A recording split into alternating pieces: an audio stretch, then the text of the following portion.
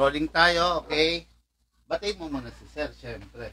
Hello mga ka-airsoft, no? Today, we will unwrap, no? Yung unit, no, ng ating boss. Kaya lang, sa, ano ba to? Paano ba sabihin to?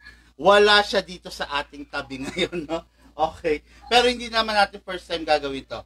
Okay, ito yung si boss, no? Nandito si boss, yan, kasalukuyan.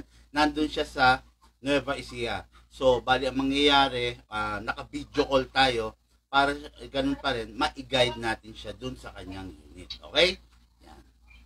Hello, sir. Kaway ka, sir. Yun. Okay, sir. Sir, peace bomb tayo, sir. Yun. Okay. Okay. Ang kulit, eh, no? Okay, start tayo. Sige, Shane.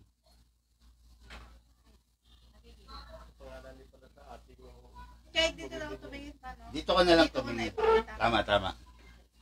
Okay, guys. Ang bahala ngayon sa inyo si Ate Shane. Okay, thank you. Okay, sir. Bali, ito yung unit. Ayan. Diba, John Wick? 2011 John Wick. Complete with marking siya. Then, naka-optic sight na rin sa front. Tapos, yung magwell. Tapos, equipped with high capacity magazine. May markings to. May logo na John Wick. So, sir, yung unit mo, dahil kapamilya siya ng 1911, 2011, meron siyang beaver kung tawagin dito. So, ito, sir, kailangan naaanggap siya ng palm mo para mag-fire po siya. Okay? So, ito yung safety feature niya po. Okay. So, sir, start po tayo.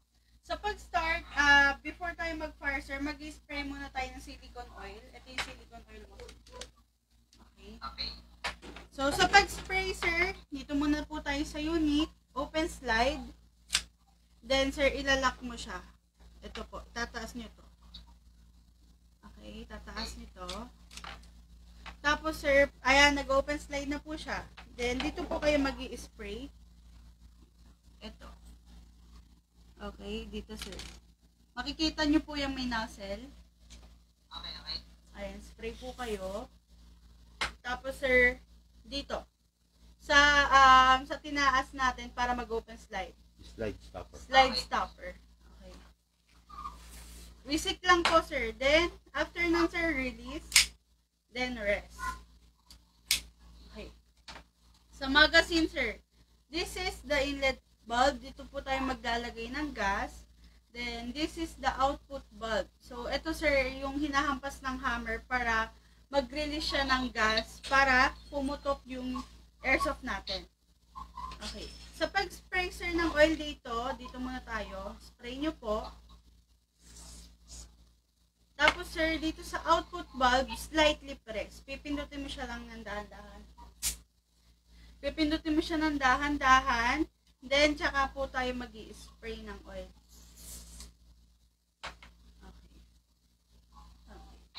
Then, sir, next po, sa paglagay ng bala. Yung bala, sir, okay lang kung hindi namin sinasuggest na masyadong puno ng bala tong magazine. Kasi, sir, ang mangyayari, pag masyado siyang puno, yung spring niya is masyadong mapipipi. So, baka kasi, minsan kasi, sir, yung iba naglalagay ng madami, then hindi agad pina-fire. Ngayon, sir, kung ikaw is, kunwari, pupunuin mo siya, make sure, sir, na maipa-fire mo rin kaagad. Okay? Pero yung ilalagay ko, sir, na bala is enough lang para sa gagawin nating test para hindi ko na gano'n pupunuin.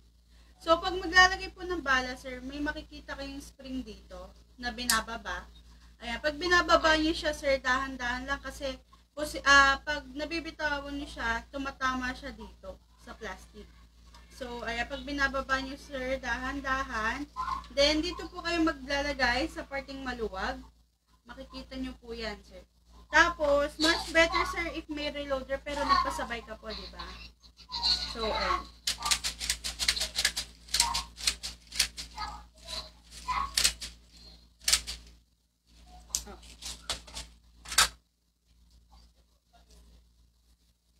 Ayan. Kinakalog ko siya, sir, kasi ginagawa ko is ina-alternate ko yung bala.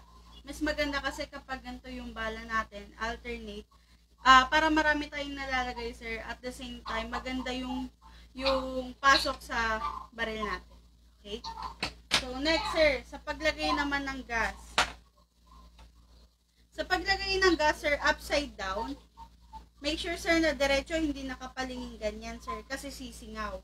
Tapos, sir, wag ibang direction yung paglagay mo sa magazine kasi hindi papasok. Kailangan ganito.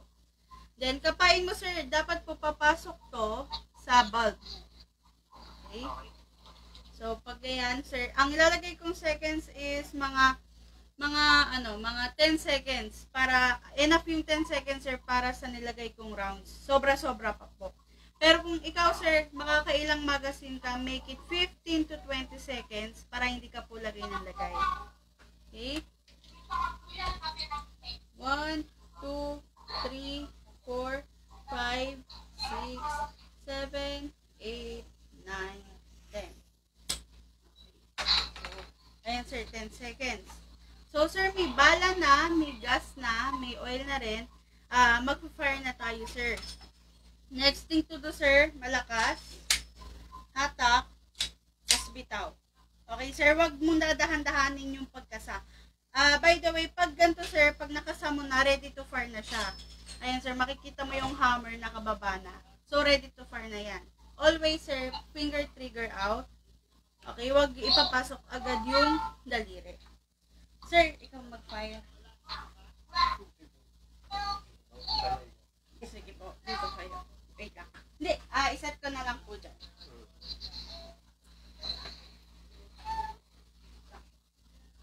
Hawakan.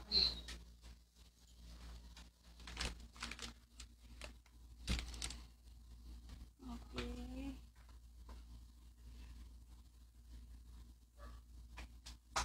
Sir, kapag fire po, stretch your arms, sir.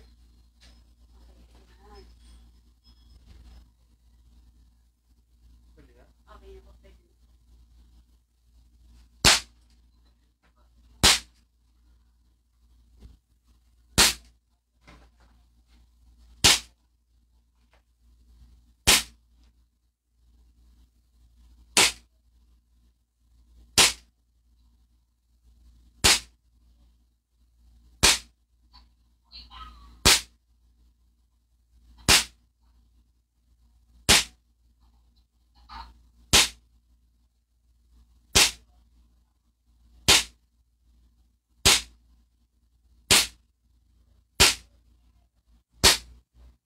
So, ayan, sir, di ba? Ganito po. Sige, set ko ulit. Yup.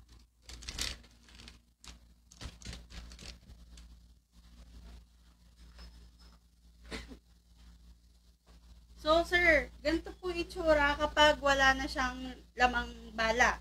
Mag-open slide. So, pag nag-open slide, sir, tamang gawin is release the magazine. Pindutin mo lang to, sir. Then, release the slide. Ito, bababa mo siya. Then, sir, ire-rest. Okay? So, point it down po pag nire-rest. Tapos, sir, ganito. Kunwari, sir, di ba? Hindi. Kunwari, nag-open slide na siya, naubos na yung bala, then gusto mo pang maglaro, mag-another rounds of magazine ka pa, ang gawin mo, sir, wag mo muna siyang i-release. Ang gagawin mo, yung parang sa tunay din, nakahawak ka na ba, sir, ng tunay? Hindi pa, pero okay. Oo. Alam na. Then, sir, magre-reload ka, kunwari, nagre-reload ka, then, maglalagay tayong bala, sir, try natin. Then, sir, di ba yan po? Lalagay niyo yung magazine, sir. Then, release. Then, ready to fire na siya, sir. No need to cock. Di mo na siya kakasa ulit. So, ayan, sir. Release. Release. Then, rest. Tapos, sir, punta tayo sa magazine. Sa magazine, sir, bawal po tayo mag-iwan ng gas mga 3 to 5 days. Ay, hindi. Bawal tayo hindi, ganito. 3 to 5 days, pwedeng may laman siya, kahit huwag mo muna siyang pasingawin. Pero kung tatagal, sir, ng 1 week or mas matagal pa, kailangan mo siyang pasingawin. Pasingawin mo or uubusin mo sa pagpa-fire. So, sa pagpapasingaw, sir, makikita nyo to, may out, di ba? Output valve yan. Pipindutin nyo po. Kapag may laman siyang gas, medyo mahirap pindutin. Pero pag wala na, malambot na po. Ayun. Nakita nyo, sir? Pinasingaw ko po. Then, press po natin, then spray. Oh, yun. Baka may tanong ka, sir? Okay na. Okay na po. Bali yung ano, sir, yung sa silicone oil, bawal tayong gumamit ng WD-40. May exact lang na silicone oil para sa unit natin. Okay, tapos sir, always, ang gagamitin mo lang, sir, is 12 kg. Huwag ka pong gagamit ng 14 kg. Tapos, ano pa ba? Sa bala, bawal po tayo, sir, mag-recycle ng bala. Lagi po namin sinasabi yan. Kasi minsan, tumama siya sa something na matigas, solid, then di natin alam, sir, may crack na siya. So, bawal tayo mag-recycle. Ano pa ba? Okay. Sa BBs pala, anong grams ang maganda sa kanya? Actually, sir, may free bis ka na BBs. 0.20 tsaka 0.25. 0.20, sir. Yes, sir. 0.20, mas mahaba yung range na naabot niya, pero hindi gano'n ka-fatal. Unlike, sir, sa 0.25, ano siya, medyo hindi niya abot yung range ng 0.20, pero fatal yung damage niya. Mas mabigat kasi. Yes, sir. Maganda tama. Opo. Opo. Yan po. Ano pa, sir? Baka may tanong ka pa po. Lang, okay na yan. Ayan si Sir. Sir Nathaniel po. Kailangan pa akong gamit. Opo. Naman kayo. Yes, sir. Opo. Madalas naman kami, sir, ng Nueva Ecija. Kung wari, maubusan ka ng supplies, pwede naman nating idaan. Okay. Opo. Ayan, guys, si Sir Nathaniel. Okay. Ayan. Okay. Sir, ipapasa din namin sa iyo yung live mo, pero for sure, mas madadalian ka nung nag-video call tayo.